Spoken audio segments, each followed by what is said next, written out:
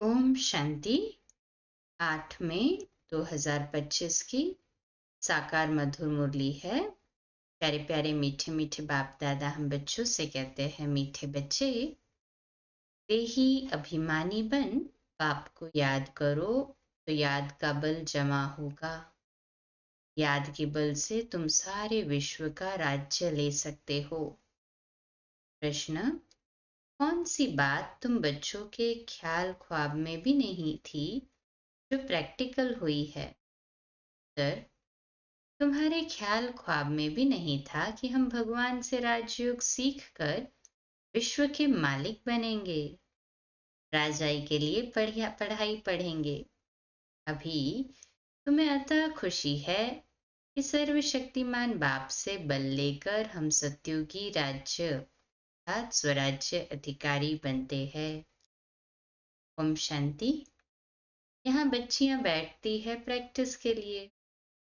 वास्तव में यहाँ अर्थात संधली पर बैठना उनको चाहिए जो देही अभिमानी बन बाप की याद में बैठे। अब पक्का कराते हैं, अगर याद में नहीं बैठेंगी तो वो टीचर कहला नहीं सकती। याद में शक्ति रहती है, ज्ञान में शक्ति नहीं है। इसको कहा ही जाता है याद का बल। योग बल सन्यासियों का अक्षर है। बाप डिफिकल्ट अक्षर काम में नहीं लाते। बाप कहते हैं, बच्चों अब बाप को याद करो। जैसे छोटे बच्चे माँ बाप को याद करते हैं ना, वह तो देहधारी है। तुम बच्चे हो विचित्र। ये चित्र यहाँ तुमको मिलता है। तुम रहने वाले विचित्र देश के हो, वहां चित्र रहता नहीं। पहले पहले ये पक्का करना है, हम तो आत्मा हैं। इसलिए बाप कहते हैं, बच्चे देही अभिमानी बनो, अपने को आत्मा निश्चय करो। तुम निर्वाण देश से आए हो और तुम सभी आत्माओं का घर है। यहाँ पाठ बजाने आते हो। पहले पहले कौन आते हैं, ये भी तुम्हारी बुद्धि में है। दुनिया में कोई नहीं जिसको ये ज्ञान हो। अब बाप कहते हैं, शास्त्र आदि जो कुछ पढ़ते हो उन सब को भूल जाओ। श्री कृष्ण की महिमा, फलाने की महिमा कितनी करते हैं, गांधी की भी कितनी महिमा करते हैं, जैसे कि वह राम राज्य स्थापन करके गए हैं।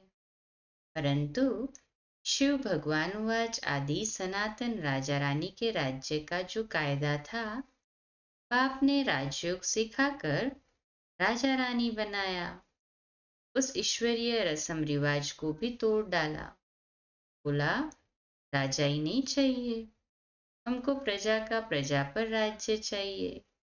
अब उसकी क्या हालत हुई, दुखी दुख, लड़ते झगड़ते रहते हैं, अनेक मतें हो गई है।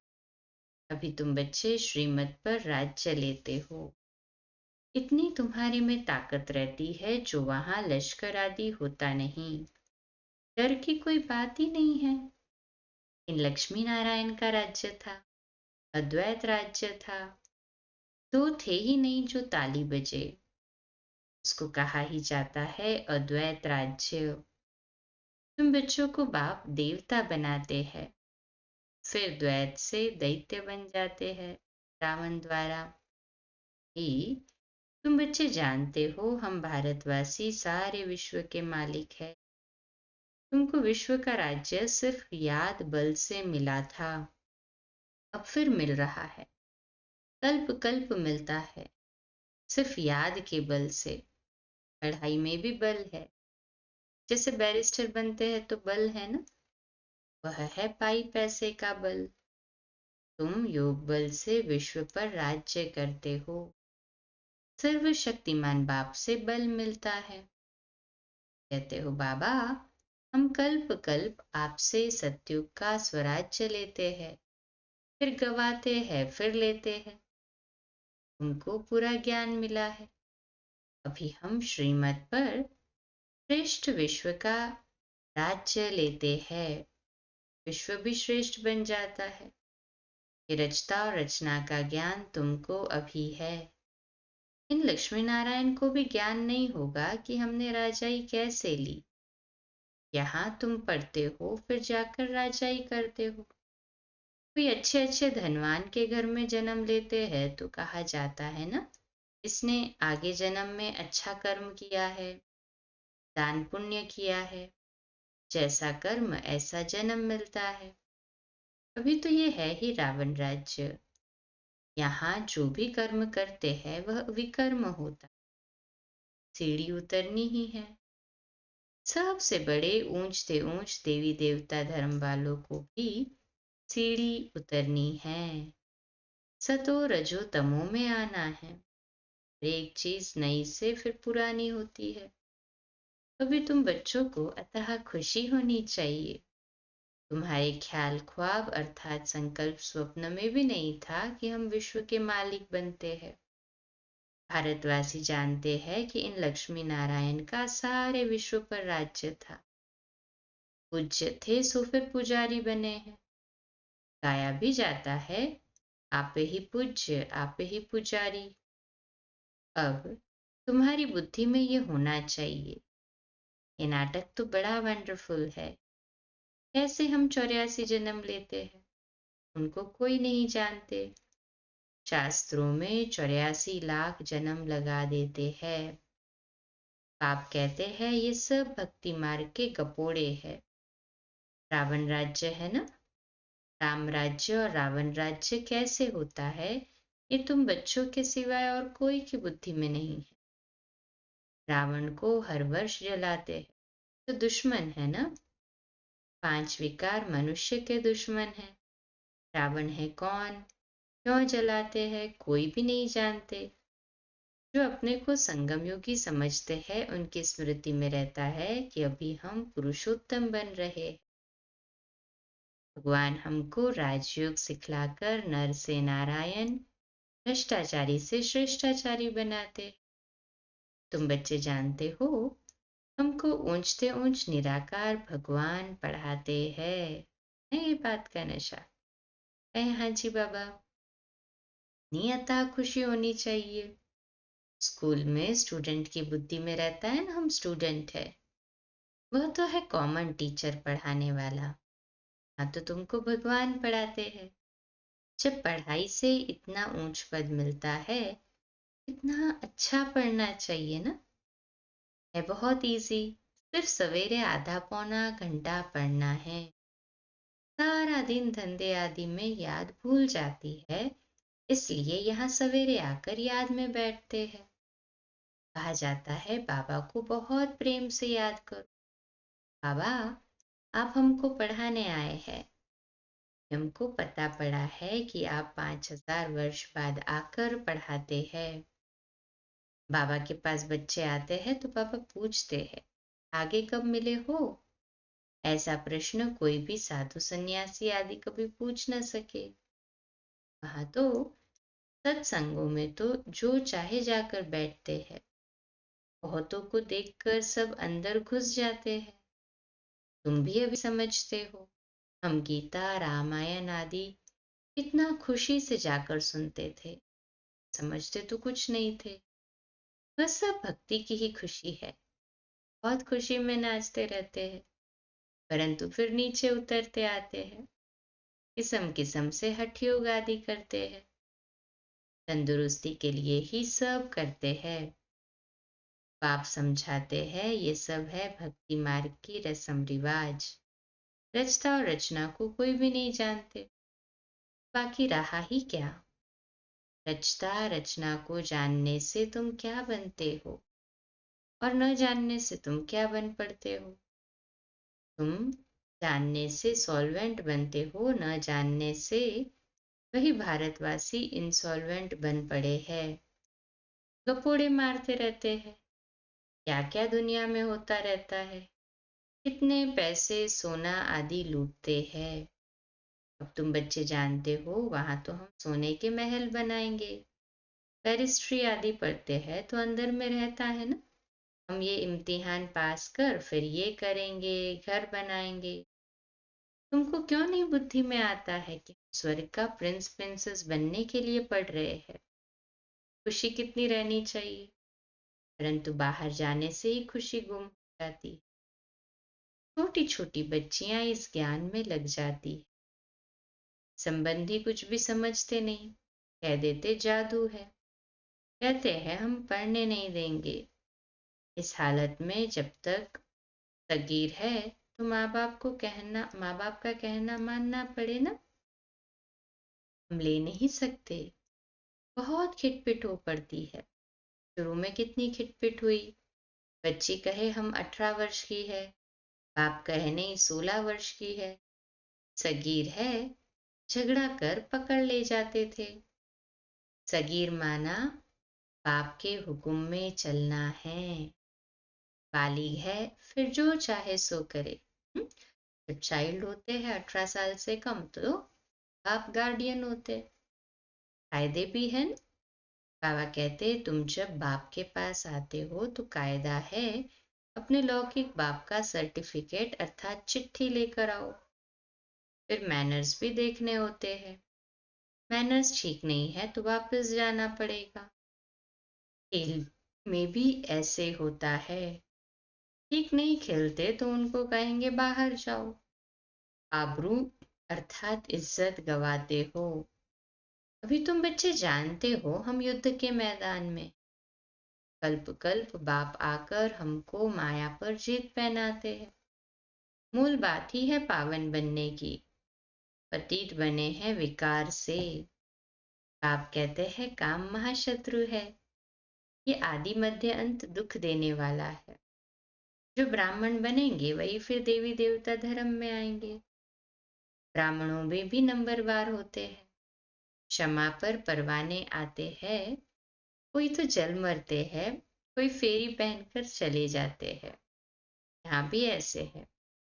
कोई तो एकदम फिदा होते, कोई सुनकर फिर चले जाते हैं। आगे तो ब्लड से भी लिख कर देते थे बाबा हम आपके हैं। फिर भी माया हरा लेती है। इतनी माया की युद्ध चलती है। इनको ही युद्ध स्थल कहा जाता है ना। ये भी तुम समझते हो। परमपिता परमात्मा ब्रह्मा द्वारा सभी वेदों शास्त्रों का सार समझाते हैं। चित्र तो ढेर बना दिए हैं ना। नारद का भी मिसाल इस समय का है। सब कहते हैं हम लक्ष्मी अथवा नारायण बनेंगे। बाप कहते अपने अंदर में देखो, हम लायक है, हमारे में कोई विकार तो है नहीं। नारद भक्त तो सब है ना। ये एक मिसाल लिखी है। मार्ग वाले कहते हैं हम श्री लक्ष्मी को वर सकते हैं। बाप कहते हैं कि नहीं, जब ज्ञान सुने तब सदगति को पा सके। मैं पतित पावन ही सबकी सदगति करने वाला। कि तुम समझते हो बाप हमको रावण राज्य से लिबरेट कर रहे हैं।